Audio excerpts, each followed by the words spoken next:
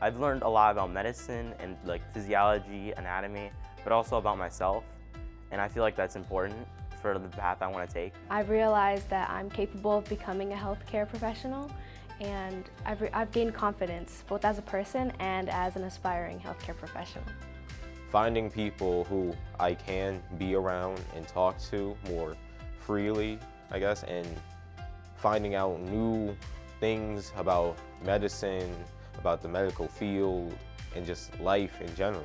And it also inspired me to do better and just like push myself to actually like do a medical career and not be scared and actually know that I can do it because there's people who've gone through the same thing.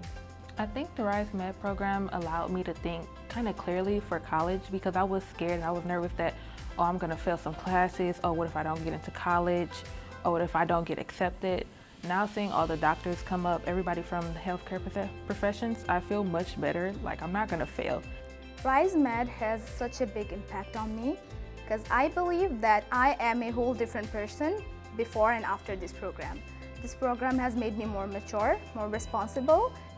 And in addition, I feel like the program also teaches you professional mannerisms, like how to communicate in a professional environment and communicate to those that may be at a higher level to you. And also, it kind of shows you how to network in a way. So RYSE MED has really shown me the beauty in teamwork because I really don't like group projects. But working with a team here and researching has really shown me that strength comes in numbers.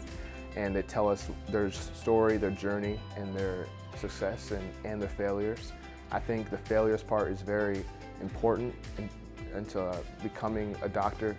And you are going to see excellence tonight as our scholars present their health equity projects and be celebrated for all of their hard work this summer. For her, living with autism was like living with anxiety. She often had intense emotions that she couldn't put a name to and had heightened senses that affected her negatively. By getting to the root of the problem of why sickle cell is so prevalent today, we found that one of the core issues is because of historical stigma and ignorance about sickle cell disease. However, Black Michiganders are vaccinated at a rate lower than all other ethnic groups. But I'd say the biggest impact it's had on me is my shift in mindset. I no longer say I can't. I now say I can, and I will. If you haven't seen people that look like you in medicine, I challenge you to be the first. I am the future of healthcare. You are the future of healthcare. Don't let I can't dictate your future. Thank you so much for listening, and I hope you have an amazing rest of your evening.